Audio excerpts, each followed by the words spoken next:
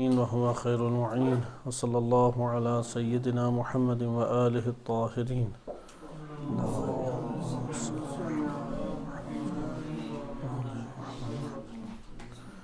ولایت فقی کے موضوع پہ ایک گفتگو آپ کی خدمت میں پیش کی جا رہی تھی.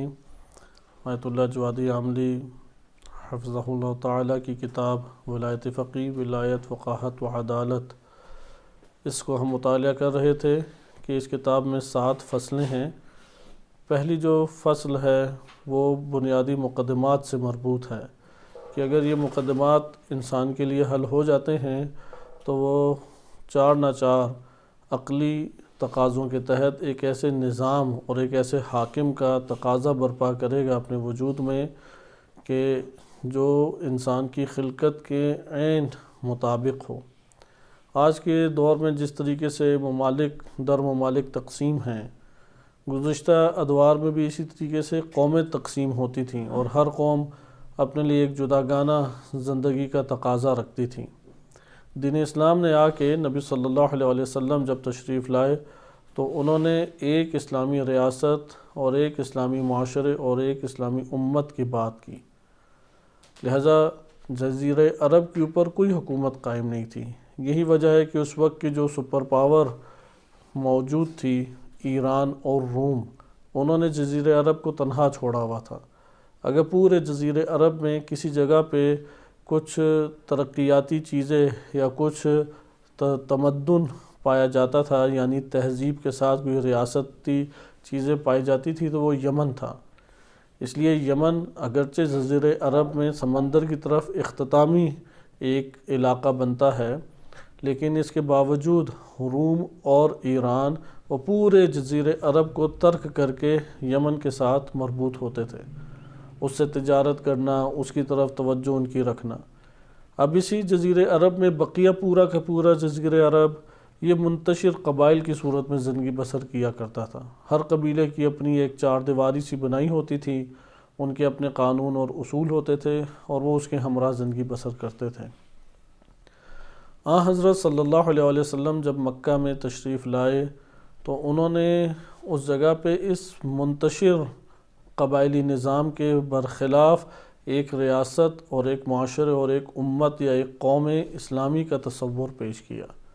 اور قرآن کریم نے بھی نبی اکرم صلی اللہ علیہ وسلم کے لیے تمام کے تمام انسانوں کے لیے ہادی مبشر اور نذیر قرار دیا اور ایک امت واحدہ امت اسلامیہ کی بات کی. لہذا حضرت صلی اللہ علیہ وسلم نے اس دور میں مدینہ منورہ میں جب ہجرت فرمائی تو آتے ساتھ سب سے پہلا جو کام انجام دیا وہ اسلامی ریاست کا قیام تھا. یعنی اگر ایک جگہ پہ منتقل ہو جائیں، یہ سیرت رسول سے ہمارے سامنے گوہر سامنے آتا ہے کہ اگر ایک علاقے میں تبلیغ کے عنوان سے منتقل ہو اور وہاں پہ سازگاری ہو تو سب سے پہلے جو چیز وہاں پہ نمایاں کرنی چاہیے وہ اجتماعی زندگی کی صورت میں ایک اسلامی قوانین کو اجاگر کرنے کی کوشش کرنی چاہیے. اسلامی قوانین کو اجاگر کرنے کی کوشش یہ تب ہی ہو سکتی ہے کہ وہاں پہ قوت اور قدرت آپ کو میسر آئے. قدرت کا تقاضا حکومت بنتا ہے. لہذا اس ترتیب کو ہمیشہ ذہن نشین رکھیں. یہ اسلام کی بنیادی تعلیمات میں سے ہے کہ ایک ریاست، ایک معاشرہ اور ایک امت.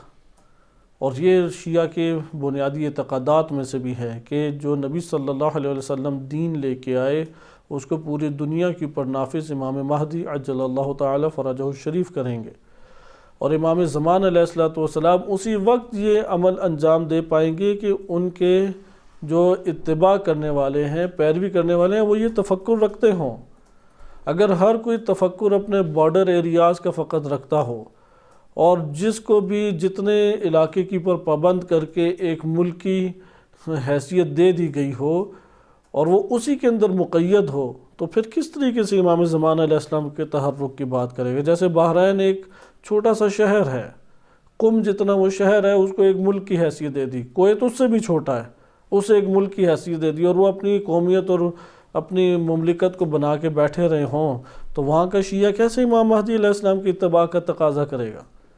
جب تک یہ تقاضا نفوس کے اندر نہیں ابھرے گا کہ ایک امت واحدہ ہو اور وہ امت واحدہ ایک اسلامی معاشرے کو جنم دے، اور ایک اسلامی معاشرے پہ ایک اسلامی قانون جنم پائے، اور ایک اسلامی قانون کو جنم دینے کے لیے ایک اسلامی حکومت کا قیام ہو۔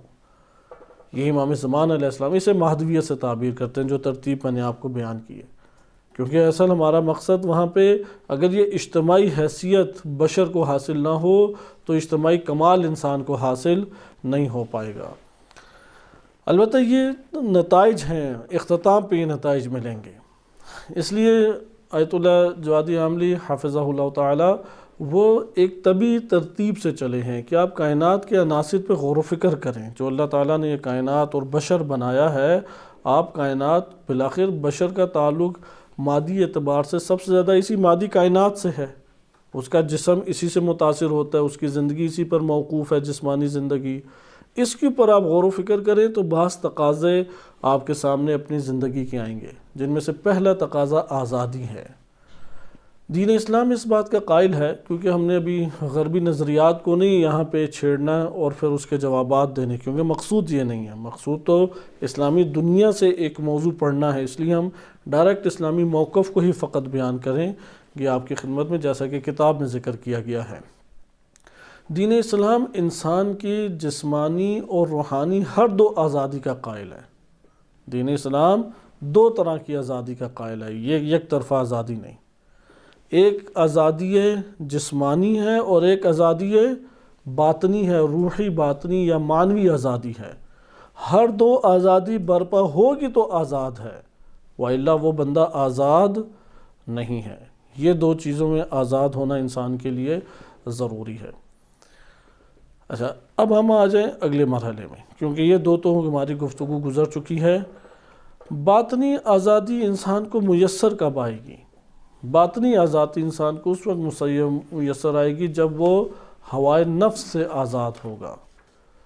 اس لیے علامہ طباطبائی رحمۃ اللہ علیہ کا یہ جملہ معروف ہے اور کئی جگہوں پہ لکھا ہوا بھی ہوتا ہے کہ اس دنیا کے اندر خود سازی یعنی تہذیب نفس و تزکیہ نفس سے بڑھ کر کوئی کام اہم تر نہیں ہے۔ اگر کسی کی نظر میں پیپر دینا زیادہ اہمیت رکھتا ہے، گھر کا نان نفقہ زیادہ اہمیت رکھتا ہے، اپنے مرض میں اپنا علاج زیادہ اہمیت رکھتا ہے، تو یہ اس کی اپنی ایک ترتیب ہے، دین اسلام کا موقف نہیں ہے۔ دین اسلام کی نظر میں سب سے زیادہ اہمیت جس امر کی ہے وہ تزکیہ نفس ہے۔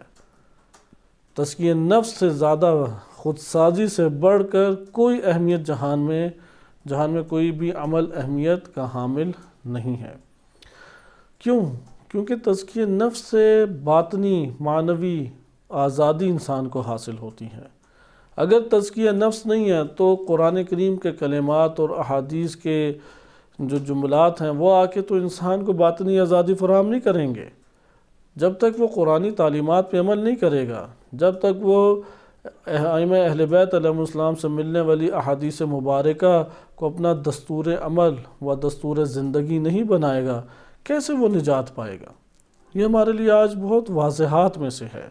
تاریخ تو بھری بھی ہے اس طرح کی مثالوں سے کہ قرآن کریم کے حافظ تھے، احادیث کے اوپر عبور تھا، لیکن فرقے انہوں نے آ کے بنائے، بجائے اس کے کہ اتباع و اطاعت رسول کو جنم دیتے، فرقہ جات بنا کے فتنے کھڑے کیے۔ دین کو انہوں نے ایک بہانہ بنا کے لوگوں کی جان مال اور عزتوں کو لوٹا۔ اس طرح کی تاریخ آج بھی ہمارے پاس موجود ہے، لہذا تزکیہ نفس اہمیت کی حامل ہے۔ بالفاظ دیگر اسلامی حکومت کیوں قائم ہو جائے تو کیا ہوگا؟ اسلامی حکومت تو خود ہدف نہیں ہے۔ اسلامی معاشرہ کیوں قائم ہو جائے تو کیا حاصل ہوگا؟ کیونکہ اگر آپ کہیں کہ امن و امان حاصل ہو جائے گا، ضروریات زندگی حاصل ہو جائیں گی، وہ تو ہو رہی ہے یورپ میں، انہوں نے تو اپنے قانون بنائے ہیں، کھا پی تو وہ رہے ہیں، آپ اپنے ممالک میں کھا پی رہے ہیں، سو جاگ رہے ہیں، بہترین زندگی بسر کر رہے ہیں۔ اسلامی حکومت کا مقصد کیا ہے؟ اسلامی معاشرے کا مقصد کیا ہے؟ اسلامی قانون کا مقصد کیا ہے؟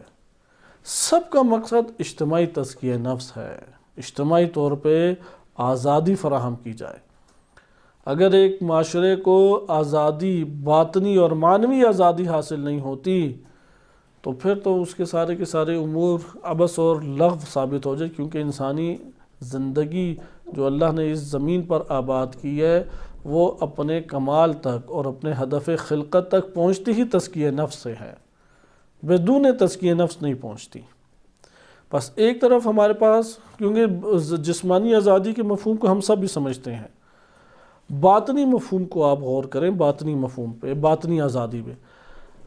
باطنی آزادی انسان کی وہ محتاج ہے، آپ دو مقولوں میں اسے سما سکتے ہیں، یا تو وہ انسانی نفس کا پجاری ہے، انسان اپنے نفس کا پابند اور غلام ہے، یا نفس سے آزاد ہے، یا اس لیے کہنے یا امیر شہوت ہے یا اسیر شہوت ہے۔ یعنی پہلے والا جملہ میں دوبارہ تکرار کرتا ہوں، یا وہ اپنے ہوائے نفسانی سے آزاد ہے یا ہوائے نفسانی کا غلام ہے۔ انسان بھی، انسانی معاشرہ بھی، ہر دو کو ایک ہی تصویر میں لے کے چلیں، یا ہوائے نفس سے آزاد ہے یا ہوائے نفس کا غلام اور پجاری ہے، یا دوسری تعبیر، یا امیر شہوت ہے یا اسیر شہوت ہے۔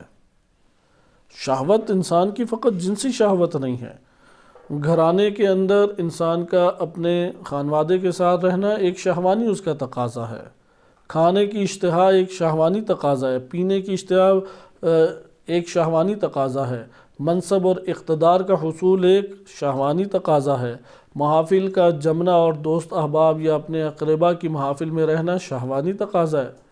یہ سارے کے سارے انسان کی شہوات ہیں۔ ان شہوات کو اللہ نے اس دنیا کی زندگی بسر کرنے کے لیے قانون اور حق کے دائرے میں رہ کے برپا کرنے کے طور پہ جائز قرار دیا ہے۔ بس یا امیر شہوت ہے یا اسیر شہوت ہے۔ یہاں پہ آئیں، آج کا جو ہمارا درس شروع ہوتا ہے وہ عبودیت اور آزادی سے ہے۔ یہ تو ایک ہمارے پاس سابقہ تمام دروسوں کا ایک خلاصہ تھا۔ عبودیت اور آزادی، باطنی آزادی حاصل کیسے ہو؟ آپ ایک خود سوال ابھاریں، کیسے باطنی آزادی حاصل ہو؟ کیونکہ ہم نے تو پیچھے پڑھا کہ باطنی آزادی ایک غلامی ہوتی ہے، باطنی معنوی غلامی یہ ہے، قومیں بھی غلام بن جاتی ہیں، جو سب سے آخری ہمارا موضوع تھا۔ قرآن نے اس کو اس طرح سے بیان کیا ہے، روایات نے اس طرح سے بیان کیا ہے، گزشتہ دروس اس موضوع پہ تھے۔ آج ہم یہاں پہ یہ سوال ابھارتے ہیں کہ کیسے ایک بندہ باطنی طور پہ آزاد ہو؟ جسمانی طور پہ آزاد تو ہم سمجھ گئے کیسے ہو، ہاتھ پاؤں کھول دیں، اسے زندگی جو فراہم کرنے کے لیے ضروریات ہیں وہ ضروریات فراہم کر دیں، تو یہ کیا ہے؟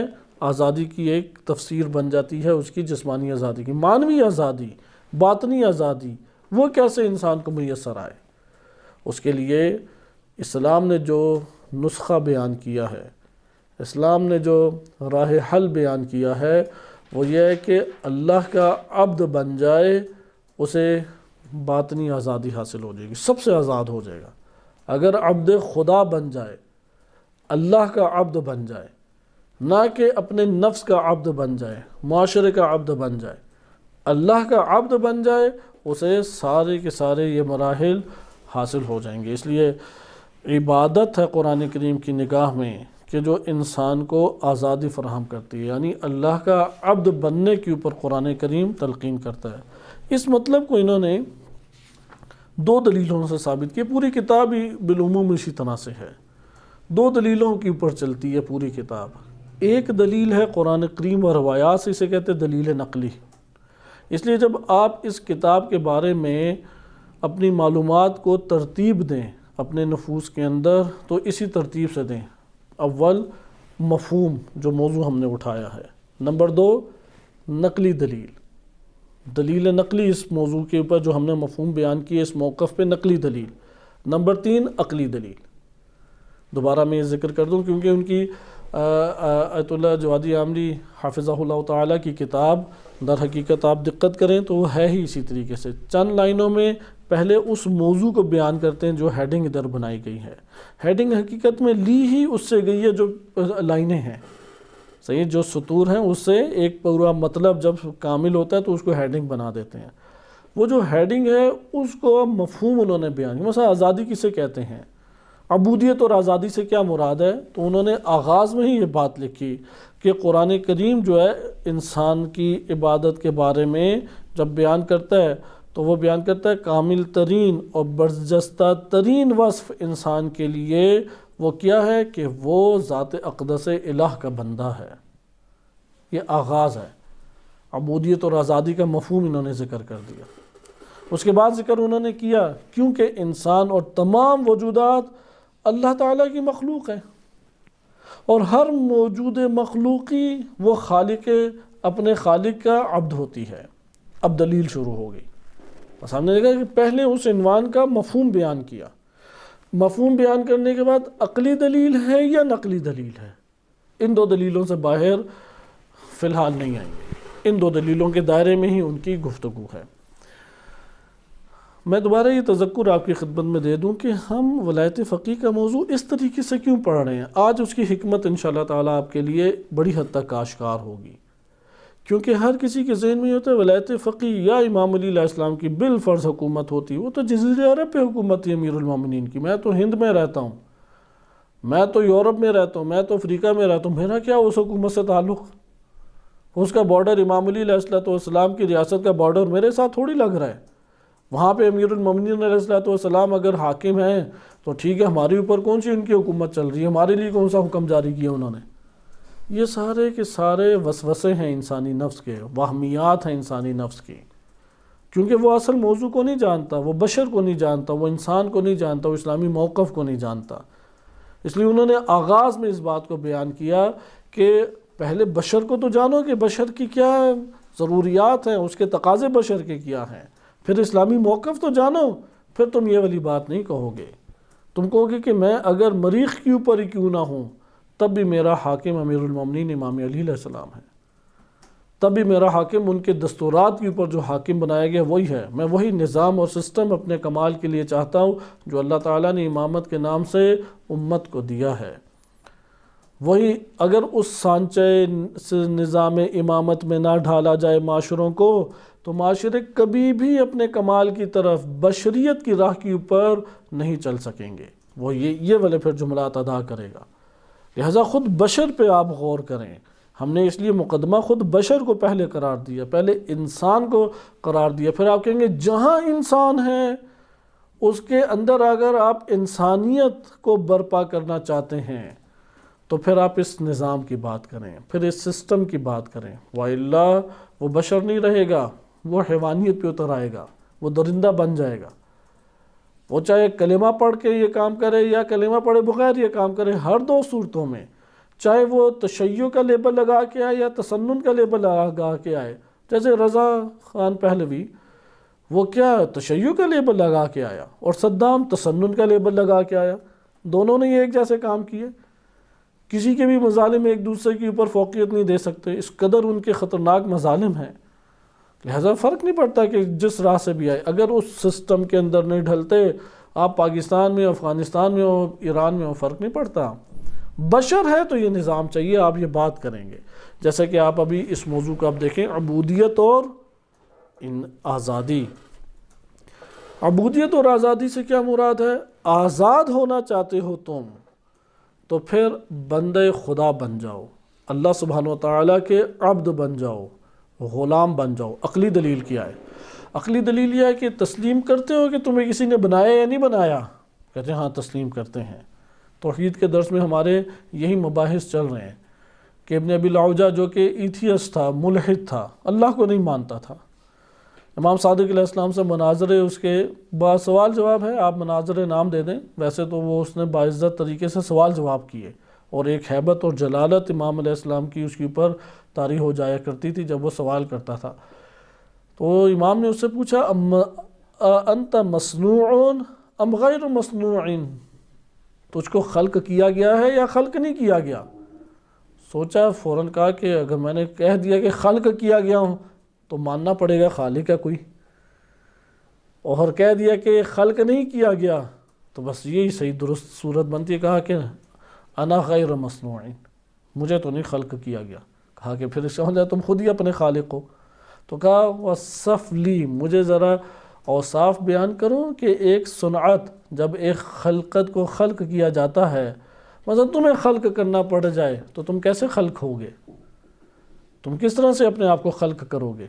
یہاں پہ اب وہ تفکر میں پڑ گیا۔ طویل عریض ساکن متحرک، نہیں سمجھ آ رہی تھی، لمبا ہوں گا چوڑا ہوں گا، چھوٹا ہوں گا بڑا ہوں گا، عمیق قصیر، گہرا ہوں گا یا گہرا نہیں ہوں گا، کچھ اسے نہیں پتہ لگ رہا۔ تو امام نے کہا جب تمہیں یہی نہیں پتہ ہے کہ خلق جب کیا جا رہا ہو تو کیا اس کے اوصاف ہوتے ہیں اور خلقت کو کیسے خلق کیا جاتا ہے، تو تسلیم کرو کہ مجھے خلق کیا گیا ہے، کہو کہ انا مصنوع۔ تو اس نے یہاں پہ خاموش ہو گیا کہ ہاں، کیونکہ اگر میں نے خود کو خلق کیا ہوتا تو مجھے خلق کرنے کے سارے اوصاف پتہ ہوتے، خالق کو تو پتہ ہے کہ میں نے کیسے مخلوق کو خلق کیا ہے، اس لیے اسے کچھ بھی نہیں اس میں سے پتہ تھا۔ اور خود بخود بھی اگر خلق ہوئی ہو جس کو آپ اتفاق کہتے ہیں، تو اگلی دلیل امام نے قائم کی کہ تمہارے اتفاق کے مطابق تو چیزیں پھر ایک جیسی رہنی چاہیے، اور پھر اس طرح سے مباحث ہیں۔ یہاں پہ بھی یہی مسئلہ، ہم پوچھیں کہ آیا یہاں پہ مخلوق ساری ہے یا خالق ہیں سارے، ہم کہیں گے نہیں، ایک خالق ضرور ہے، کم سے کم عالم اسلام میں تو سارے کہیں گے، کیونکہ ولایت فقیہ کا موضوع سب سے پہلے عالم اسلام کے لیے ہے۔ عالم اسلام میں سارے کیا کہیں گے؟ اب یہ عقلی دلیل ہے جو میں آپ کی خدمت میں ذکر کر رہا ہوں، پھر نقلی دلیل آئے گی۔ عبودیت کی عقلی دلیل، عبد بنیں گے تو انسان بنیں گے، عبد نہیں بنیں گے تو بشر اور انسان نہیں کہلائیں گے عملاً۔ لہذا فرمایا کہ خالق ایک ذات ہے اور بقیہ ساری چیزیں مخلوق ہیں، یعنی یہ کہکشائیں، یہ نباتات، حیوانات، حشرات، انسان بھی مخلوق ہے۔ یہاں پہ آغا جوادی عاملی بیان کرتے ہیں کہ عقل انسان یہ حکم دیتی ہے کہ ہر وہ ذات جو خالق ہے اور اس کی ایک مخلوق ہے، وہ مخلوق اس کا عبد ہے، اس کی تابع ہے، جیسا خلق کیا ہے ویسی اس کی خلقت ہوگی، جیسا وہ اپنی خلقت کے تقاضوں میں، وہ اپنی خلقت کی زندگی میں وہ خالق کی محتاج ہے، جیسا خالق نے اس کو زندگی دے دی وہ ویسی زندگی بسر کرے گی، جس طرح سے اس سسٹم میں خالق نے اسے ڈھال دیا وہ شے اسی طریقے سے اس میں ڈھل جائے گی۔ لہذا عبد، اس کو کہتے ہیں کہ ہر مخلوق اپنے خالق کی کیا ہے؟ عبد ہے۔ لہذا اللہ الہ ہے، اور الہ جب قرآن کریم نے کہا ہے اور وہ خالق ہے تو عبادت بھی اللہ کے ساتھ تعلق رکھتی ہے اور خاص ہے۔ اور اس کی اور بہت ساری براہین عقلیہ ہیں کہ جو اولو الالباب اور ذوی العقول اولو نہا نے پیش کی ہیں۔ یہ تو ہمارے پاس ایک عقلی دلیل آئے۔ اب آئے ہم قرآن کریم کی ادلہ کی طرف۔ قرآن کریم نے اس شخص کو کہ جو اللہ کی عبادت کرنے سے رخ موڑ لے، منہ موڑ لے، اس کو نادان اور صفی کہا ہے۔ سین فے یہ ہے، ہر وہ شخص جو اللہ سبحانہ وتعالیٰ کی عبادت کرنے سے رخ پھیر لے وہ نادان ہے۔ انسان اپنی زندگی میں بہت زیادہ نادانیاں کرتا ہے، سب سے بڑی نادانی انسان کی زندگی میں کیا ہے؟ وہ نادانی ہے کہ جس میں وہ اللہ کی عبادت سے رخ پھیر لے، جیسا کہ قرآن کریم میں سورہ بقرہ آیت نمبر 130 میں ارشاد باری تعالیٰ ہوتا ہے، وَمَن يَرْغَبُ عَن مِلَّةِ إِبْرَاهِيمَ، وہ کون ہے کہ جس نے ملت ابراہیم سے منہ پھیر لیا؟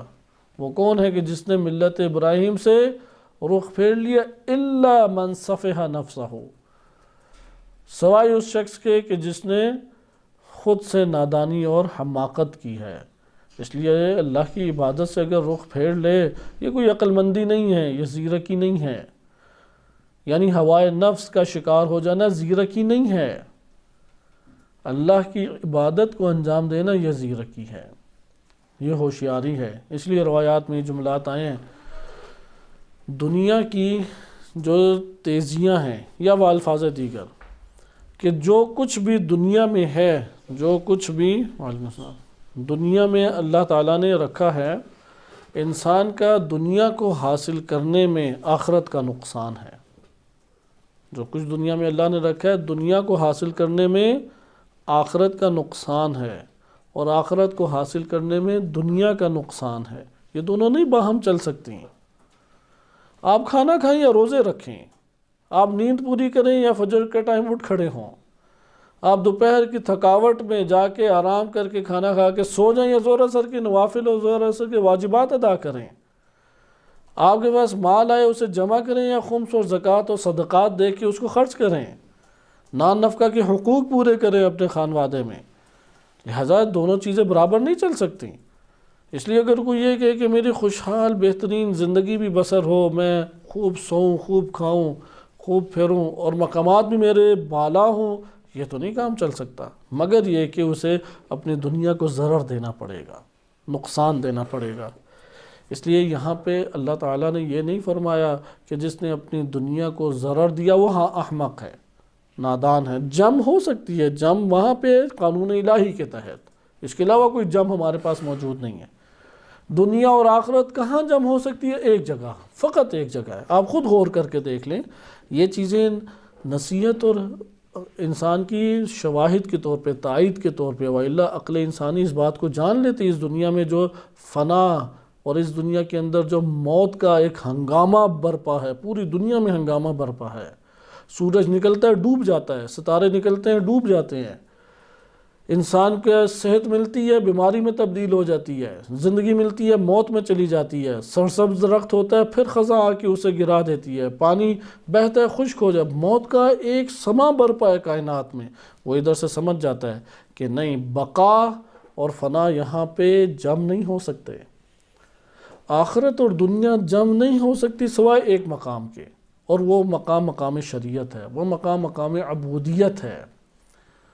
فقط عبودیت ایسی جگہ پہ ہے جہاں پہ جم ہو سکتی ہے، وَإِلَّا اصلاً یہ قابل جم نہیں ہے۔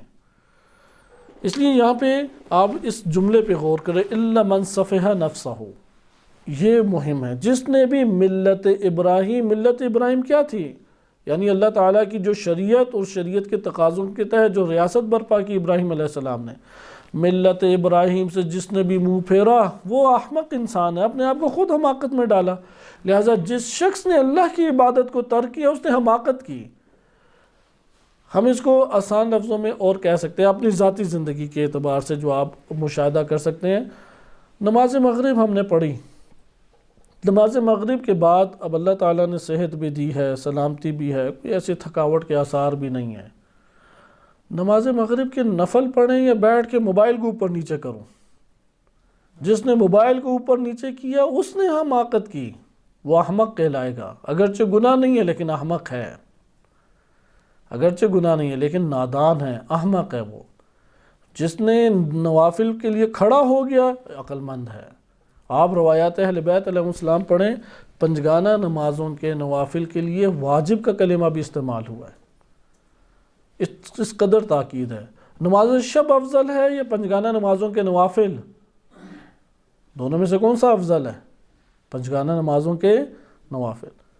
نماز فجر کے بیٹھ کے 2 رکعت جو مطیرہ پڑھتے ہیں آپ، وہ افضل ہے یا نماز شب کا وتر افضل ہے؟ نماز عشاء کا افضل ہے۔ روایات پڑھیں آپ۔ اس لیے پنجگانہ نمازوں کے نوافل کی بہت زیادہ قیمت ہے۔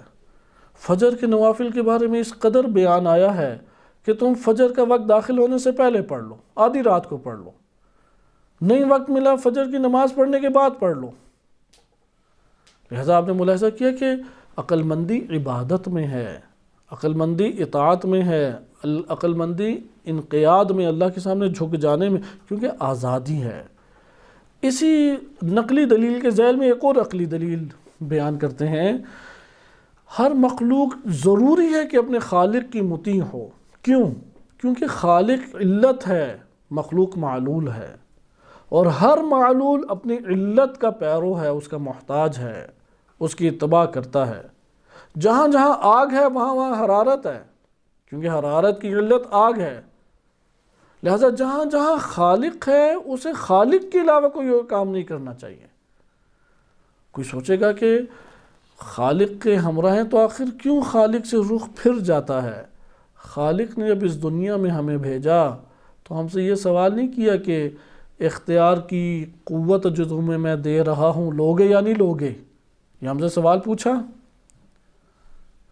بس اختیار کی قوت ملنے میں اختیار ہے یا جبر ہے؟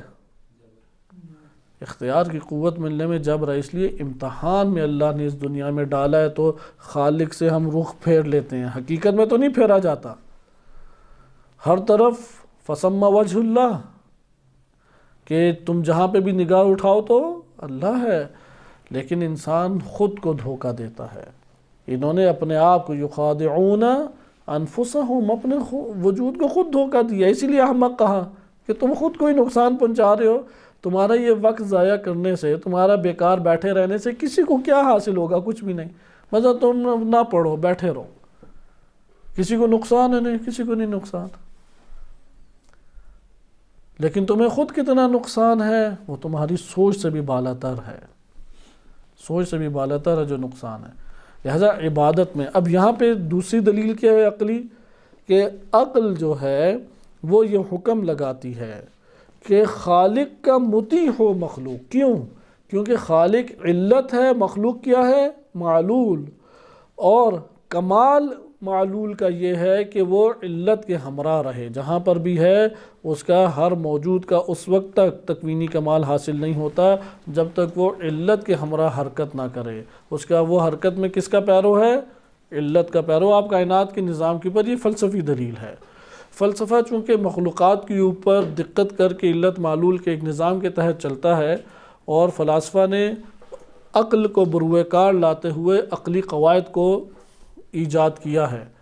حقیقت میں تو اللہ تعالیٰ نے وہ نظام برپا کیا، انہوں نے دریافت کیا ہے ان عقلی قواعد کو. آپ کائنات کے اندر دیکھیں، سورج سے نکلنے والی کرن وہ سورج کے اتباع کرتی ہے یا نہیں؟ اگر سورج کی اتباع نہ کرتی ہوتی تو رات کو کرن دکھائی دینی چاہیے تھی. سورج غائب ہو گیا تو کرن بھی غائب ہوگی. کرن کا کمال کب تک ہے؟ وہ جو کرن اور شعاع آ رہی ہے سورج سے، اس وقت تک کمال ہے جب وہ سورج کے تابع ہے. اگر وہ سورج کے تابع نہ ہو تو کمال کھو دے گی. لہذا بشر کا کمال اس وقت ہے کہ جب وہ اپنی علت کے تابع ہے، اور اس کی علت اللہ سبحانہ وتعالی ہے. اور اسی تابع اور اسی حرکت کو ہم کیا کہتے ہیں؟ عبادت. بس ایک تکوینی حرکت ہے، وہ اس میں تو مجبور ہیں ہم. ایک تشریعی حرکت ہے، اور اس تشریعی حرکت کو ہم عبادت سے تعبیر کرتے ہیں. لہذا انسان کا اس دنیا کے اندر ایک ربط ہے، جہان کے ساتھ ایک ربط ہے. ضروری ہے کہ وہ ربط جب جہان سے انسان کا قائم ہو تو وہ اپنی علت، مسبب الاسباب، اپنے خالق اللہ سبحانہ وتعالی کی اتباع میں ہو.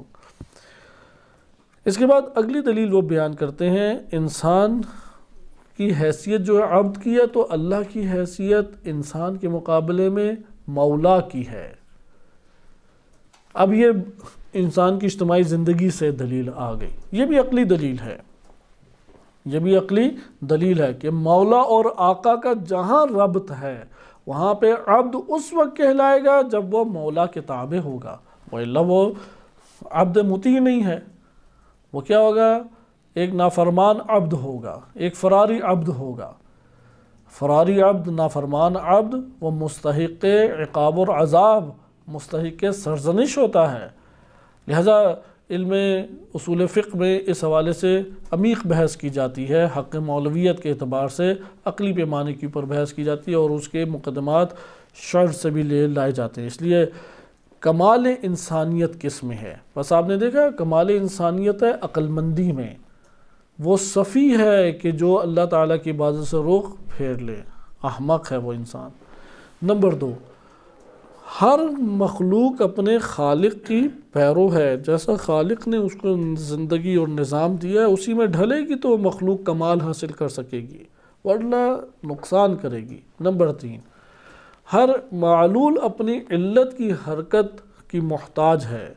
اس کا کمال معلول کا کس میں ہے کہ وہ اپنی علت کے مطیع اور اطاعت کرے.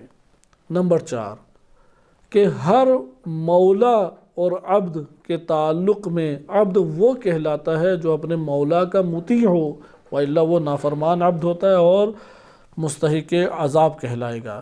اسی لیے اللہ سبحانہ وتعالیٰ نے انسان کے مراتب جو رکھے ہیں، مثلا میں آپ سے ایک سوال پوچھتا ہوں،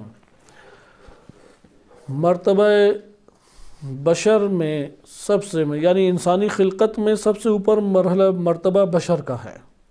یہ بہرحال مقدمہ کسی اور وقت تفصیل سے بیان کیا جائے گا. جتنی اللہ نے مخلوقات خلق کی ہیں سب سے افضل ترین کون سی خلقت کا مجموعہ ہے؟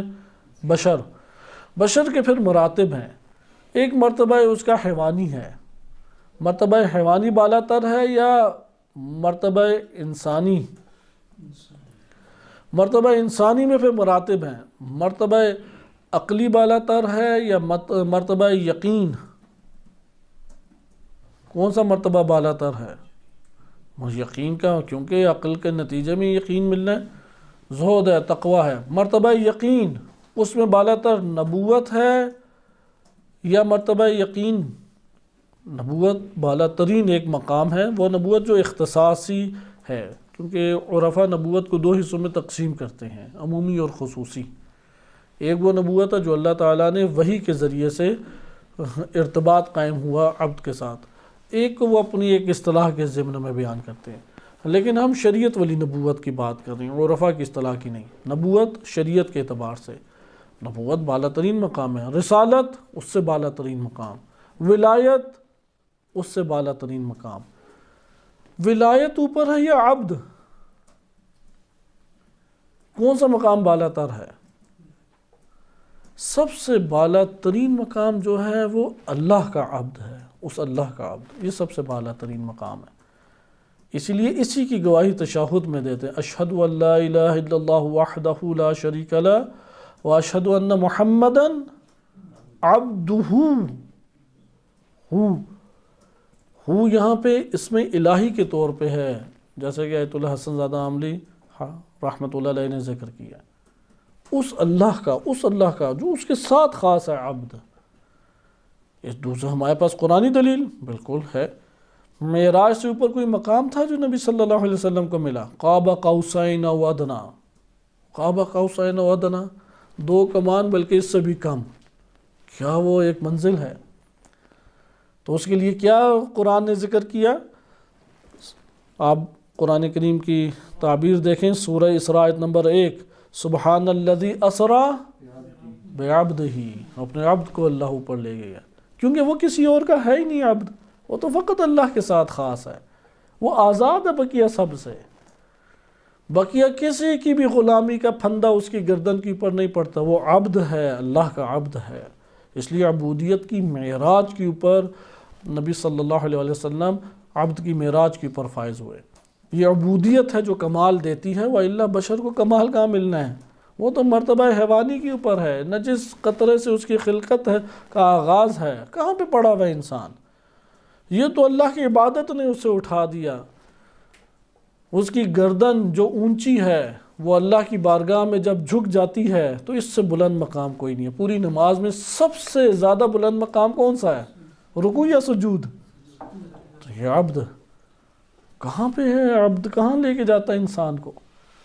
زمین بوس ہو جائیں، مٹی کے اوپر اپنی پیشانی کو رگڑ دیں، جو سب سے تکبر کی علامت ہے انسانی وجود میں، ناک اور پیشانی دونوں مٹی پہ لگیں۔ ناک کا لگنا مستحب ہے، پیشانی کا لگنا واجب ہے۔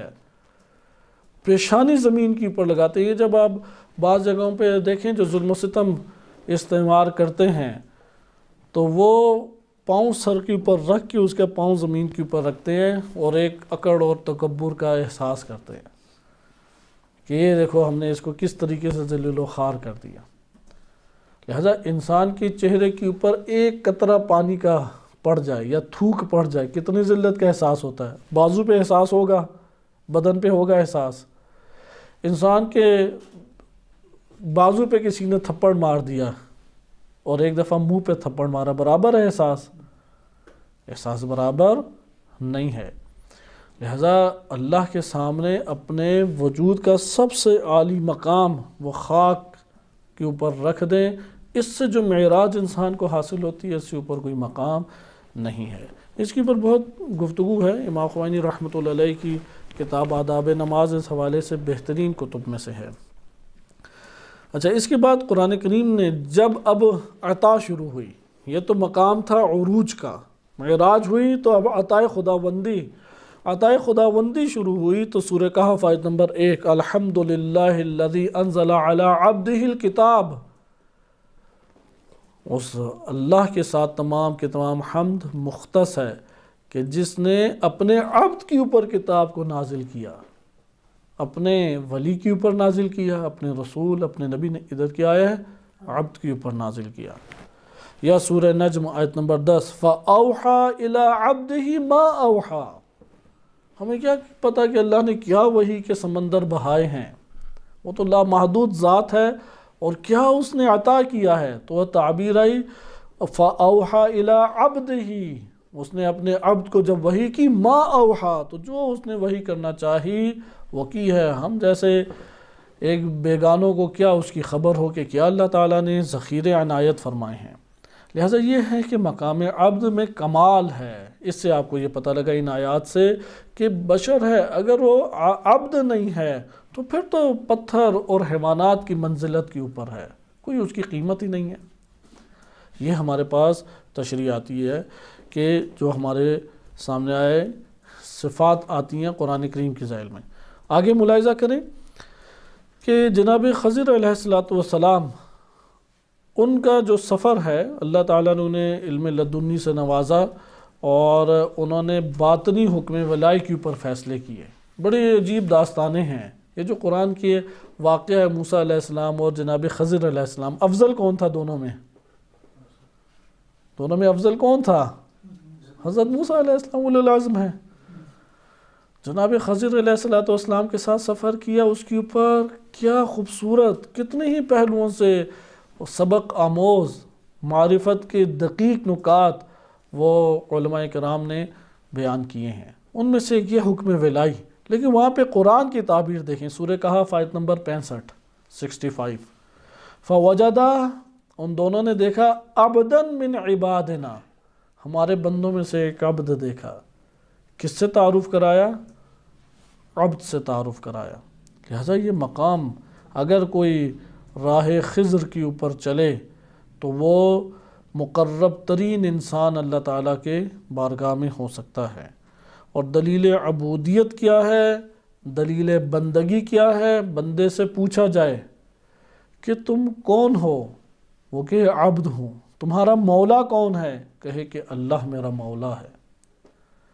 یہ انسان کا تعارف ہے۔ ہم سے پوچھے کون ہو، کہ عبد۔ اس لیے اب جو اہل سیر و سلوک واقع عبد رہ کے انہوں نے زمین پہ زندگی بسر کی، ان کی آپ قبروں میں جا کے دیکھیں کیا لکھا ہوتا ہے۔ آیت اللہ بہجت کی قبر پہ گئے ہوں گے، دیکھیں ادھر کیا لکھا ہوا ہے، العبد بڑا سا لکھا ہوا ہے۔ انسان کا عظیم ترین تعارف کیا ہے؟ عبد، عبد حقیر۔ لہذا کوئی پوچھے کہ تم کون ہو، کہ عبد کو کون ہے پھر مولا تمہارا؟ کہو کہ اللہ۔ اسی طرح وہ بشر حافی کا معروف واقعہ ہے، امام موسیٰ کاظم علیہ السلام جو عرفاء کے مخالف ہیں وہ اس واقعے کا انکار کر دیتے ہیں، کیونکہ اسے ثابت ہوتا ہے کہ امام نے کسی صوفی بزرگ کو تعلیم دے کے ایک مقام پہ پہنچایا۔ بہرحال کتابوں میں یہ واقعہ آیا ہے۔ بشر حافی ایک عیاش انسان تھا، کئی کنیزیں تھیں اس کی، گھر میں رقص و سرور کی محافل برپا ہوا کرتی تھیں۔ تو اس کے گھر میں ایک دفعہ اس نے مہمانوں کو بلایا ہوا تھا، شراب نوشی اور رقص و سرور کی محافل کے بعد کھانے کا اہتمام جاری تھا۔ تو کنیز کو بھیجا کوئی کوڑا کرکٹ باہر پھینکنے کے لیے، کسی کام کے لیے۔ وہ کنیز باہر آئی ہے تو اب اس بشر حافی کے، حافی تو بعد میں لقب پڑ گیا، تو بشر کے گھر سے گانوں کی آوازیں باہر تک سنائی دے رہی تھی۔ امام موسیٰ کاظم علیہ السلام گزر رہے تھے، اب امام آ رہے ہیں، یہ گھر سے باہر کنیز نکل کے مثلا کوڑا رکھنے آ رہی ہے، یہ جو چیز بھی رکھنے جا رہی ہے، تو امام سے ٹکراؤ ہو گیا۔ امام نے پوچھا کہ کس کا یہ گھر ہے؟ کہا کہ بشر کا۔ کہا کہ غلام ہے یا آزاد ہے؟ کہا کہ آزاد ہے۔ تو امام نے فرمایا کہ اگر آزاد ہوتا تو یہ امور انجام نہ پا رہے ہوتے۔ یہ کہہ کے چلے گئے۔ اب کنیز کو چند دقیقے منٹ دیر ہو گئی، تو واپس آیا تو اس نے ڈھانٹا کہاں رہ گئی تھی؟ کہا کہ ایک بزرگ مل گئے تھے۔ تو کہا کیا کہہ رہے تھے؟ کہا کہ غلام کا گھر ہے یا آزاد کا؟ تو میں نے کہا آزاد کا۔ تو انہوں نے کہا کہ اگر آزاد ہوتا تو یہ نہ ہوتا۔ یہ سنا تو اسی طرح ننگے پاؤں امام کے پیچھے بھاگا اور امام کے قدموں میں پڑ گیا، اور وہاں سے دستور عمل امام علیہ السلام سے حاصل کیا اور ہمیشہ کے لیے توبہ کر لی۔ امام علیہ السلام کے واقعات حلقہ الکافی میں یا بعض دیگر معتبر کتب میں وارد ہوئے ہیں، جس میں آزاد کرایا ہے ان سلاطین سے۔ آزادی کے جو پیامبر ہیں یہی انبیاء و اولیاء و ائمہ علیہم السلام ہیں۔ آزادی کی جو نوید سناتے ہیں، آزاد جو غلامی سے کرتے ہیں، وہ یہی ہستیاں ہیں۔ بن امیہ کا اسی طرح ایک شخص تھا، امام علیہ السلام کے سے ملنا چاہتا تھا تو امام غالباً کوفہ میں ہوا کرتا تھا، تو ابو بصیر کو ہمیشہ کہتا تھا کہ جب تم جاؤ امام سے تو میرے لیے وقت لے لینا۔ تو وہ اب تھا بھی عیاش بندہ اور بنو امیہ کے ہی حکومت میں کارمند بھی تھا، تو بہرحال امام سے اس نے وقت لے لیا اور وہ بھی امام کی خدمت میں آیا۔ تو امام نے کہا کہ بیان کروں تو مانو گے؟ اس نے کہا مانوں گا، عمر کاٹ لیا میں نے ان گناہوں میں، تھک چکا ہوں میں۔ تو امام نے کہا کہ جو کچھ تمہارے پاس ہے اور کمایا ہے تم نے اس طریق سے، سب نکال دو۔ تو اس نے گیا واپس، ساری چیزیں نکال دیں۔ یہ جو کہتے ہیں کہ یار پارلیمنٹ میں گھس کے اپنی آنتوں کو بڑا کر لو، کوئی مسئلہ ہی نہیں ہے، امام علیہ السلام نے اسے نہیں دی، بعض کو اجازت دیتے تھے، وہ متقی اور نمایاں ترین امام کے اصحاب ہوتے تھے، اور انہیں یقین تھا کہ اگر ہم ان سلاطین کے پاس گئے ایمان خطرے میں نہیں ہے، مکتب کو ہم فائدہ دیں گے۔ لیکن اس شخص کو کہا کہ جو کچھ ہے نکال دو، اس نے بھی بیچ دیا۔ ابو بصیر جو ہیں وہ ہمسائے تھے، یہاں تک کہ آخری وقت اس کا آ گیا، آخری وقت آیا تو اس نے بلایا، یہاں تک کہ اس کے پہلے ایک دن بلایا ابو بصیر کو، تو دروازے کے پیچھے سے بات کی، تو ابو بصیر سے کہا کہ میں سامنے نہیں آ سکتا، حتیٰ کہ میں نے لباس بھی اتار کے پھینک دیا ہے۔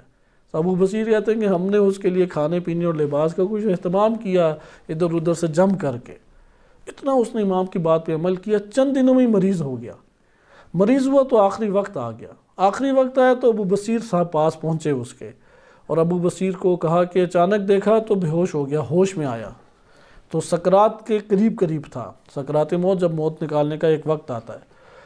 کہا کہ تمہارے صاحب نے جو وعدہ کیا تھا، کیونکہ امام نے اس سے وعدہ کیا تھا کہ اگر تم نے عمل کیا میں تمہاری جنت کا ضامن ہوں، کہا تمہارے صاحب نے جو وعدہ کیا تھا وہ پورا کیا ہے، اور یہ کہہ کے فوت ہو گیا۔ بعد میں حج کا موسم آیا، ابو بصیر وہاں گئے، خیمے میں داخل ہوا تو امام نے کہا کہ ہم نے اپنے وعدہ سچا کر دکھایا۔ یہ ہے کہ شیعہ وہ ہے کہ جو امامت سے جڑے ہیں تو غلامی سے آزاد ہو جائے، جو اپنے اندر غلام ہی رہ گیا وہ جڑا ہی کیا امامت سے، وہ تو امامت سے نہیں جڑا۔ لہٰذا یہ ہے کہ راہ خضر کے اوپر چلے تو عبد اپنا تعارف رکھیں گے۔ اس کے بعد دلیل فطرتی کو ذکر کیا ہے کہ فطرت کا ایک تقاضا ہے، امیر المومنین علیہ السلام کے خطبہ متقین سے نقل کیا ہے کہ متقی کون ہوتا ہے؟ بڑا خوبصورت جملہ ہے، متقی کون ہے؟ عظم الخالق فی انفسہم، خالق کی عظمت ہے ان کے نفوس میں، نہ کسی امیر کبیر کی، نہ کسی اور احسان کرنے والے کی، ان کی نگاہ میں اگر کسی کی قیمت اور عظمت ہے تو وہ خالق ہے۔ فَصَغُرَ مَا دُونَهُ فِي أَعْيُنِهِمْ، اور جو خالق کے ماں سوا ہے وہ ان کی نگاہوں میں پست ہے، اس کی کوئی قیمت ہی نہیں ان کی نگاہوں میں۔ جیسا کہ واقع معروف ہے، ایک عالم دین تھے تو بادشاہ بڑا خواہش کرتا تھا ہمارے پاس آئے، وہ نہیں آتا تھا۔ تو ایک دن بادشاہ گزر رہا تھا، سردیوں کے دن تھے، وہ دھوپ سیک رہے تھے ٹیک لگا کے، تو بادشاہ اپنے گھوڑے کے ساتھ اسی طرح سے پروٹوکول کے ساتھ آیا اور کہا کہ کیا غربت میں بیٹھے آپ زندگی بسر کرتے رہتے ہیں، تو اگر کوئی خواہش ہے تو آپ مجھے بتائیں۔ تو انہوں نے کہا میری ایک ہی خواہش ہے۔ کہا کہ اب بادشاہ خوش ہو گیا، کیا خواہش ہے؟ کہا کہ یہ آپ سورج کے سامنے آ گئے، سائڈ پہ ہو جائیں تاکہ سورج کی کرن مجھ پہ پڑے، اور کوئی میرے پاس اس کے علاوہ کوئی خواہش میری نہیں ہے۔ یہ ہیں آزاد لوگ، آزاد۔ لہذا خالق کی عظمتیں ان کے وجود کے اندر وہ برپا تھیں۔ امیر المومنین علیہ السلام امام حسن مجتبیٰ علیہ السلام کو جو نہج البلاغہ میں وصیت کی ہے، اس میں یہ دیکھیں آیات کے بعد اب ہیں نقلی دلیلیں، روایات۔ وَلَا تَكُنْ عَبْدٌ غَيْرَكَ عَبْدَ غَيْرِكَ وَلَا تَكُنْ عَبْدَ غَيْرِكَ، اے فرزند اپنے غیر کا عبد کبھی نہ بننا، وَقَدْ جَعَلَكَ اللَّهُ حُرًّا، اللہ نے تمہیں آزاد خلق کیا ہے، مت تم اپنے غیر کا عبد بننا، یعنی تمہارا اللہ کے علاوہ کوئی مولا نہیں ہونا چاہیے۔ مولا ہے تو اللہ، اللہ نے مولا کہا ہے امیر المومنین کو، اس لیے امیر المومنین ہمارے مولا۔ اللہ نے نبی صلی اللہ علیہ وسلم کو اولویت اور مولویت دی ہے، اس لیے ہمارے مولا ہیں۔ حقیقی مولا فقط اللہ کی ذات ہے۔ وَلَا تَكُنْ عَبْدَ غَيْرِكَ وَقَدْ جَعَلَكَ اللَّهُ حُرًّا، یا امام علی علیہ السلام کا یہ جملہ بحر الانوار میں موجود ہے، الہی کفا بی عزہ بار الہ، میرے لیے عزت کے اعتبار سے یہی کافی ہے کہ ان اکون لک عبدا، میں آپ کا عبد ہوں، اس سے بڑھ کر میرے لیے کیا فخر ہو سکتا ہے، اس کے بڑھ کر میرے لیے کیا اعزاز ہو سکتا ہے کہ اللہ تو نے مجھے اپنا عبد بنا دیا۔ وکفا بی فخرا، اور فخر کے اعتبار سے میرے لیے یہی کافی ہے، ان تکون لی ربا، تو میرا رب ہے۔ یہ جب ہم نے بات جان لی، اب اگلے ٹاپک پہ منتقل ہوں، ضرورت نظم و قانون معاشرے میں قانون کا اور نظم کا ضروری ہونا، کیونکہ یہ عبد اور آزادی کا تعلق تو پتہ لگ گیا، جو اللہ کا عبد نہیں ہے، آزاد نہیں ہے، وہ غلام ہے۔ آپ نے واقعات سنے، آپ نے آیات پڑھی، آپ نے روایات پڑھی، اور کمال کی اوج بشریت کیا ہے، کمال اوج کیا ہے، بندگی ہے، اللہ کا عبد بن جائے۔ نظم و قانون کی ضرورت معاشرے کے اندر، یہاں پہ ہمیں یہ پتہ لگ گیا کہ انسان کو حق آزادی حاصل ہے۔ ادھر پھر ایک مقدمے کی طرف آتے ہیں، اب انسانی معاشرہ ہے، انسانی معاشرے کے اندر انسان کا زندگی بسر کرنا ضروری ہے۔ دین اسلام نے آج سے 1400 سال پہلے ہی یہ بات بیان کر دی کہ انسانی معاشرہ نظم اور قانون کے بغیر نہیں رہ سکتا۔ اسی کے اوپر آج غرب بھی حیران ہے، وہ منتشر قبائل جو جزیرہ عرب میں پسماندہ طور پہ زندگی بسر کرتے تھے اور زندگی اور موت کی کشمکش کے لیے اس جزیرے میں آب و گیاہ کی تلاش میں پھرتے رہتے تھے، ان میں کس شخصیت نے آ کے ایک ریاست کا تصور پیدا کر دیا اور قانون کا تصور پیدا کیا، کیونکہ وہ تو نبوت کو نہیں مانتے، اس لیے نبی صلی اللہ علیہ وسلم کو اس اعتبار سے وہ تمام بشریت میں سب سے باکمال شخصیت قرار دیتے ہیں کہ ان افراد میں نکل کے قانون کی بات کی، ریاست کی بات کی، اور پھر عملاً ریاست بنا کے انہیں قانون میں ڈھال دیا۔ بہت بڑا ایک کارنامہ ہے جو تاریخ بشریت میں رونما نہیں ہوا۔ اس لیے 1400 سال پہلے انسانی معاشرے کے بارے میں حکم دیا دین اسلام نے، قانون اور نظم کے بغیر معاشرہ نہیں رہ سکتا۔ آج کی 21ویں صدی میں تو انہیں یقین ہو چکا ہے اس کا کہ انسانی معاشرہ قانون اور اس کے بغیر نہیں رہ سکتا۔ اچھا، یہاں پہ سوال یہ پیدا ہوتا ہے کہ انسان کی جو آزادی ہے، اس آزادی کا ٹکراؤ قانون سے ہوتا ہے یا نہیں؟ تو در حقیقت آزادی انسانی کا تحفظ قانون کے ذریعے ہے۔ یہ بات غیر مسلم اور مسلم دونوں ہی مانتے ہیں، اس میں کوئی جھگڑا نہیں ہے کسی مسلمان غیر مسلمان کا۔ انسان کی آزادی محدود ہو، جسمانی ہو یا روحانی ہو، انسانی آزادی کی محافظ کون ہے؟ نظم اور قانون ہے۔ جہاں نظم اور قانون نہیں ہے وہاں پہ کوئی بھی آزادی نہیں رہے گی۔ غرب آیا قانون کے تقدس کی وجہ سے قانون کا قائل ہے یا اس بنا پہ قانون کا قائل ہے کہ اس سے ان کی آزادی فراہم ہوتی ہے، ان کی عیاشی فراہم ہوتی ہے؟ در حقیقت عیاشی اور ان کی آزادی چونکہ فراہم ہوتی ہے، مفاد حاصل ہوتا ہے، اس لیے وہ قانون کے قائل ہیں کہ آپ پہلے یہ مبنا پڑھ چکے ہیں۔ علامہ طباطبائی رحمۃ اللہ علیہ کا بیان ذکر کرتے ہیں کہ علامہ طباطبائی رضوان اللہ تعالی علیہ وہ معاشرے کے اندر نظم اور قانون کی ضرورت کو انسان کی استخدام گر طب کے اعتبار سے بیان کرتے ہیں۔ ہم گزشتہ دروس میں پڑھ چکے ہیں، انسان کو اللہ نے ایک فطرت دی ہے، فطرت کا تقاضا ہے کہ بندگی کرے، اطاعت کرے، اللہ کے توحید کا قائل ہو جائے، اللہ کے خالق، مالک، رازق، رب، ربوبیت کا اقرار کرے۔ لیکن اسی وقت انسان میں ایک طب بھی موجود ہے، ایک فطرت موجود ہے اور ایک طب ہے۔ طب اس کو ابھارتی ہے سرکشی پہ، بغاوت پہ، ایسی بغاوت اور سرکشی جس کی انتہا ہے ہی نہیں، اس کے اوپر ابھارتی ہے۔ یہ ہر بشر کے ساتھ ہے، ایسا نہیں ہے کہ میرے گھر میں اولاد پیدا ہوئی تو اس میں یہ نہیں ہے، یہ مرد میں ہے تو زن میں نہیں ہے، بیٹے میں ہے تو بیٹیوں میں نہیں ہے، بیٹیوں میں ہے تو بیٹے میں نہیں، ہر انسان کے وجود کے اندر یہ دو چیزیں موجود ہیں۔ فطرت وہ اس کو انسانیت کے اوپر ابھارے گی، تب اس کی وہ اس کو سرکشی اور بغاوت کے اوپر ابھارے گی۔ استخدام گر طبیعت ہے انسان کے اندر، فطرت موحد ہے، عبودیت کا درس دیتی ہے، لیکن طبیعت انسان جو ہے وہ انسان کو شہوات کے اوپر ابھارتی ہے، وہ انسان کو عیاشی پہ ابھارتی ہے، لغو اور عبث کاموں پہ ابھارتی ہے۔ لہٰذا طبع انسانی سورہ صاد آیت نمبر 71 میں ہے، انی خالق بشرا من طین، طبع انسانی اس طین سے ہے، لہٰذا طب پہ جو چلے گا مٹی سے ملحق ہو جائے گا، مٹی کے مرحلے پہ پہنچ جائے گا۔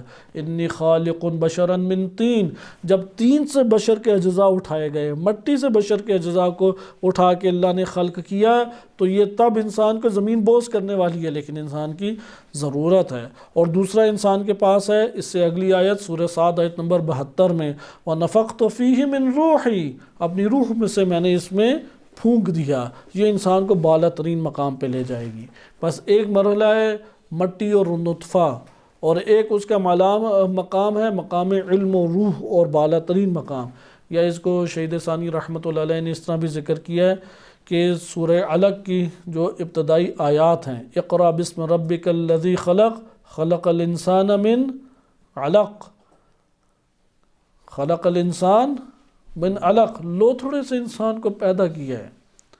لوتھڑا کسے کہتے ہیں؟ آپ نوالا چبائیں، چبا کے نکالیں تو کیا شکل انسان کی ہوتی ہے؟ اس طرح گوشت کا انسان ایک لوتھڑا تھا، اس کو نشونما دیا اللہ نے شکم مادر میں، یہاں تک کہ جسم سالم بن گیا۔ یہ پست ترین مقام ہے نطفہ اور علق۔ پھر اس سے کہاں پہ علم الانسان ما لم یعلم، جو نہیں جانتا تھا وہ تعلیم دے دی، بالا ترین مقام۔ اسی طرح انی خالق بشرا من طین، پست ترین مقام۔ مٹی سے ہے کوئی پست ترین یہاں پہ کوئی چیز؟ پست ترین مقام سے خلق کیا بشر کو، بالا ترین میں وَنَفَخْتُ فِيهِ مِن روحی، اپنی روح سے میں نے اس میں پھونک دیا۔ بس جو روح ہے وہ فطری تقاضا رکھتی ہے، جو مٹی کا جسم ہے وہ طب کا تقاضا رکھتی ہے۔ اس لیے اگر طبیعت کی اساس کے اوپر انسان آئے تو اس کا ارتباط عالم طبیعت، عالم محسوس سے ہی رہے گا، اور اگر فطرت کے ساتھ آ جائے، فطرت سے انسیت پیدا کر لے، تو وہ مقام بالا کی طرف حرکت کرے گا۔ اس جگہ پہ اب بحث آ جاتی ہے۔ دنیا میں اللہ نے ہمیں بھیج دیا، اس دنیا میں اللہ نے ہمارے لیے وسائل زندگی رکھی، اس دنیا کے اندر اللہ نے ہمارے لیے نعمات خلق کی۔ اب فطرت کے تقاضے کے تحت تو اپنے آپ کو اس جہان سے استفادہ کرتے ہوئے پابند قرار دے گا عبد کا، عبد ہونے کے ناطے اللہ سبحانہ و تعالیٰ کا۔ اور اگر وہ اپنی طب کے اعتبار سے دیکھے تو یہاں پہ اس کے اندر کئی عناصر جنم لے لیں گے، لامحدود اس کے اندر حرص، لامحدود طمع، جس کی حد ہی نہیں ہے۔ ایک وادی اسے سونے سے بھری دے دی جائے تو کس کی خواہش کرے گا؟ اگلی کی۔ وہ اگر بھری ہوئی دے دی جائے کس کی خواہش کرے گا؟ اس سے اگلی کی۔ انسان اس کا احساس خود کر سکتا ہے۔ آپ اپنے گھر میں کبھی یہ کام کر کے دیکھیں، آپ کی ضرورت بالفرض اگر ایک ٹی وی ہے، آپ کے پاس 3 ٹی وی پڑے ہیں، آپ ایک کے بعد دوسرا ٹی وی دینے کی کوشش کریں تو اندر نفس میں کیا جھگڑا برپا ہوتا ہے وہ آپ کو معلوم ہوگا، یہاں تک کہ رک جائے گا کہ وہ نہ دے۔ پتہ نہیں کل یہ ٹوٹ گیا تو پھر کیا کرو گے؟ کہ جس طرح پہلا آیا تھا نہیں تھا تو تب وہی کریں گے، دوبارہ آ جائے گا، اور بہت سارے بہانے جا، یہاں تک کہ نہیں دے گا، وہ اپنی ضرورت سے زیادہ سامان کو رکھنا شروع کر دے گا۔ یہ طبع انسانی، شہوت بھی اسی طریقے سے ہے۔ وہ ایک زوجہ مل جائے دوسری کی خواہش کرے گا، وہ سوچے گا کہ یار دوسری میں کوئی ایسی خصوصیت ہے پہلی سے مل ہی نہیں سکتی، دوسری کو حاصل کرے گا، اب اس کے اندر سکون تو شہوانی نہیں آنا، کہ نہیں تیسری جو ہے اس کے اندر ایک عجیب چیز ہے، وہ اس کی طرف بڑھے گا، تیسری کو حاصل کرے گا چوتھی پہ، چوتھی کے بعد 5ویں پہ، کوئی انتہا ہی نہیں ہے اس کی، یہاں تک کہ اس کا جسم اس کا ساتھ دینا چھوڑ دے گا تو وہ اس خواہش کو بھی ختم کر دے گا۔ لہذا اس جگہ پہ آ کے کون قابو کرے گا آپ بتائیں؟ قانون۔ لیکن قانون کون بنائے؟ سوال یہاں پہ یہ مقدمہ بہت واضح ہے، انسان کی یہ والی چیزیں قابو میں نہیں ہوتی۔ میں ایک حدیث آپ کو تیزی سے سنا دیتا ہوں، دلچسپ حدیث ہے، کیونکہ ہر آپ اپنے وجود میں اگر غور کریں تو ہم لوگ اپنے وجود میں اس چیز کو دیکھیں گے، ہر شہوت لامتناہی سلسلے کو چاہتی ہے، چاہت کے اعتبار سے، تمنا کے اعتبار سے لامحدود خواہش رکھتی ہے۔ اس کی خواہش کو کنٹرول کرنا پڑے گا، اس کے تمناؤں کو کنٹرول کرنا پڑے گا۔ اس کو امام علیہ السلام نے بڑے خوبصورت طریقے سے امام صادق علیہ السلام نے الکافی میں ایک مثال سے بیان فرمایا ہے۔ امام صادق علیہ السلام فرماتے ہیں کہ میرے والد بزرگوار امام باقر علیہ السلام نے فرمایا مثل الحریص علی الدنیا مثل الدودۃ القز، کہ جو اس دنیا کے اوپر حریص ہوتا ہے ریشم کے کیڑے کی مانند ہوتا ہے۔ کلما ازداد من القز علی نفسها، جب جتنا وہ ریشم کا جال اپنے گرد گرد بنتا چلا جاتا ہے اتنا اس کے لیے اس سے نکلنا مشکل ہو جاتا ہے، حتی تموت غما، وہ اسی کے اندر دب کے غم اور حزن کے مارے اپنی تمناؤں کو لیے وہ مر جاتا ہے۔ قال، اس کے بعد امام صادق علیہ السلام فرماتے ہیں اغنى الغنی، دنیا میں سب سے امیر بندہ کون ہے؟ سب سے امیر بندہ کون ہے؟ فرمایا من لم یکن للحرص اسیرا، جو غلام نہیں ہے، قیدی نہیں ہے حرص کا۔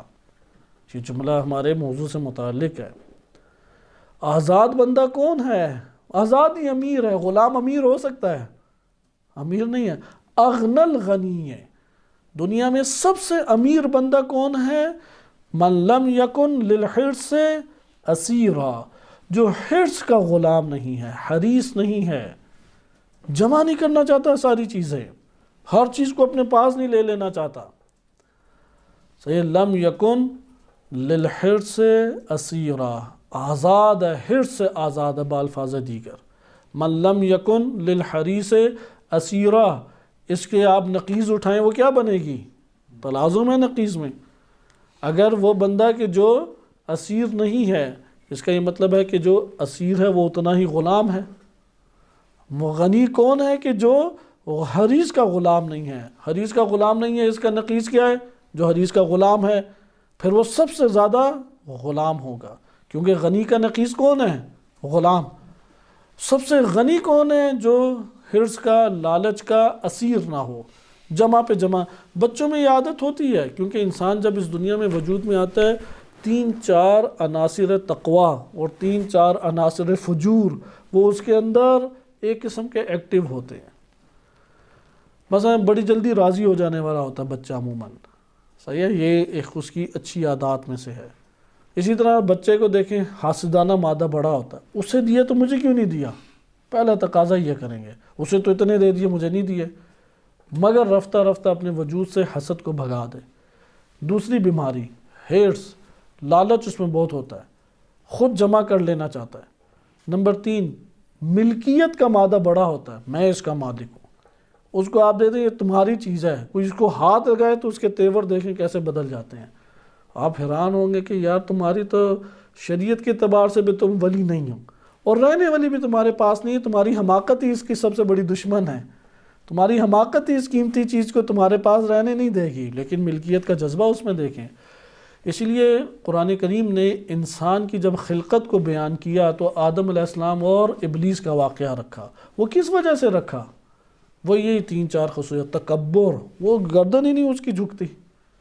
اس لیے ہم پیچھے پڑ چکے کہ غلامی کی اسباب میں سب سے بڑی وجوہات کی ہیں یہی تکبر ہے۔ وہ اکڑ اس میں، میں بہت کچھ ہوں، میں یہ سب کچھ ہوں، میری بات مانو گے تو چلے گے، میرے ساتھ تم نے یہ کیا تو میں یہ کر دوں گا، تکبر پایا جاتا ہے۔ خلاصہ کلام کہ یہاں پہ بھی آپ دیکھیں کہ من لم یکن للحریص اسیرا، اور یہی بات اسی ٹاپک کے ذیل میں بھی انہوں نے ذکر کیا۔ در حقیقت اسلام اخلاقی تربیت چاہتا ہے، جس کی اخلاقی تربیت نہیں ہے وہ حقیقت میں آزاد نہیں ہے۔ لہذا کہا کہ للحرص اسیرا، وقال لا تشعروا قلوبکم الاشتغال بما قد فاتا۔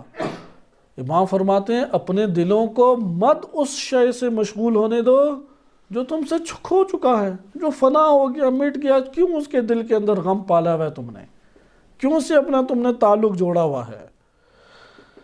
فَتَشْغَلُوا أَذْهَانَكُمْ عَنِ الْإِسْتِعْدَادِ لِمَا لَمْ يَأْتِ، تو پھر کیا ہوگا، تمہارے اذہان جو ہیں تم اپنے اذہان کو مشغول کر دو گے، یعنی تم اس کی استعداد کھو دو گے کہ جس کا تمہارے پاس چیز نے آنا ہی نہیں ہے، اس کی تمنائیں بھی تم اپنے وجود میں پالنے لگ جاؤ گے۔ ہمارے پاس یہاں پہ پھر یہ بات آئی کہ ضروری ہے کہ انسان کی خواہشات کو کوئی کنٹرول کرے، کیونکہ ان فلسفوں کو سن تو لیتے ہیں، ابھی تو دنیا اکثر سنتی ہی نہیں ہے، ان باتوں کو سن لے تو عمل ہو جاتا ہے، ہمیں پتہ ہے کہ اس کے لیے ایک نیند ہی کافی ہے ساری باتیں فراموش کرنے کے لیے، اس لیے یہاں پہ قانون کی پھر ضرورت ہے، اسے قانون گرفت ملے۔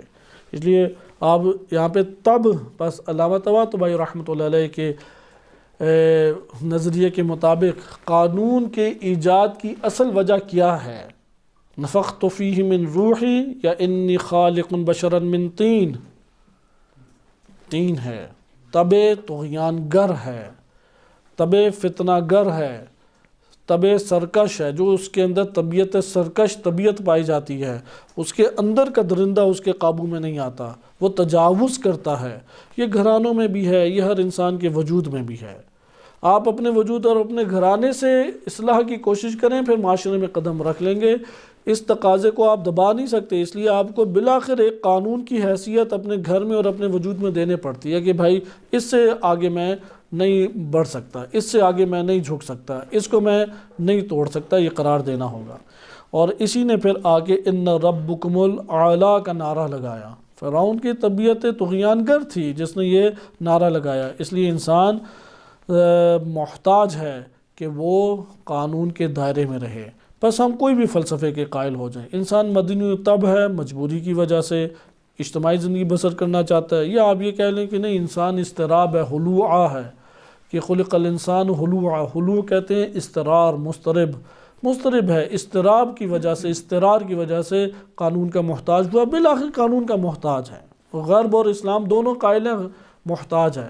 غرب اس لیے قائل ہے کہ انسان جو ہے وہ اضطرار ہے، حاجت چاہتا ہے پوری کرنا، حاجات اس کی پوری ہوتی تک کب ہیں؟ جب قانون ہو۔ آپ اس کو لے لیں، لیکن دین اسلام کی جو آیات و روایات سے ثابت ہوتا ہے وہ یہ ہے کہ انسان کی طبیعت طغیان گر ہے، وہ تجاوز کرے گا اگر اسے آپ نے کھلا چھوڑ دیا۔ عقل سب کے اوپر غالب نہیں ہوتی، وَإِلَّا اگر عقل غالب ہو، اگر وہ صرف فطرت کی آواز پہ لبیک کہے، وہ قانون کا محتاج نہیں رہے گا، وہ اللہ کا پابند ہے پہلے ہی۔ اس لیے طبیعت طغیان گر ہے کہ جو اس چیز کے اوپر انسان کو ابھارتی ہے۔ مثلا ہم ادھر اجتماعی طور پہ چند افراد رہتے ہیں، اگر سارے کے سارے اپنے امور صحیح انجام دے رہے ہوں اور اپنی عقل کے تقاضوں کے تحت رہ رہے ہوں، کسی قانون کی ایجاد کی ضرورت پڑے گی؟ نہیں پڑے گی۔ تو یہ ان کا بیان ہے۔ لہٰذا انہوں نے کہا کہ اگر حاکم بے نظمی کرے تو اس کے ریاست میں جو فتنے اور ہرج مرج برپا ہو جائے گا۔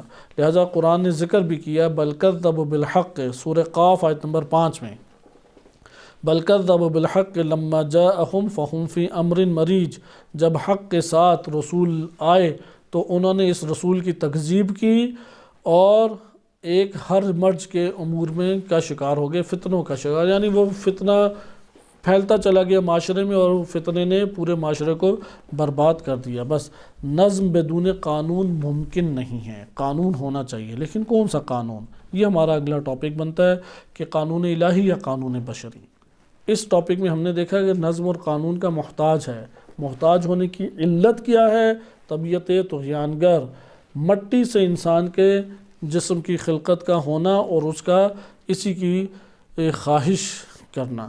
لہذا اس وقت قانون ہمارے اوپر رائج ہونا ضروری ہے، لیکن کون سا قانون؟ قانون الہی یا قانون بشری؟ قانون الہی سے ولایت فقیہ کا دروازہ کھل جاتا ہے، قانون بشری کو مان لیں ولایت فقیہ کا دروازہ بند ہو جاتا ہے۔ اس لیے قانون سے اب ولایت فقیہ کی طرف ہماری ہوگی، کیونکہ آپ قانون الہی کے قائل ہو جائیں، قانون کس نے برپا کرنا ہے؟ ہماری نصیحتوں سے قانون برپا ہوگا؟ ہمارے عالم ہونے سے قانون برپا ہوگا یا حکومت سے قانون برپا ہوگا؟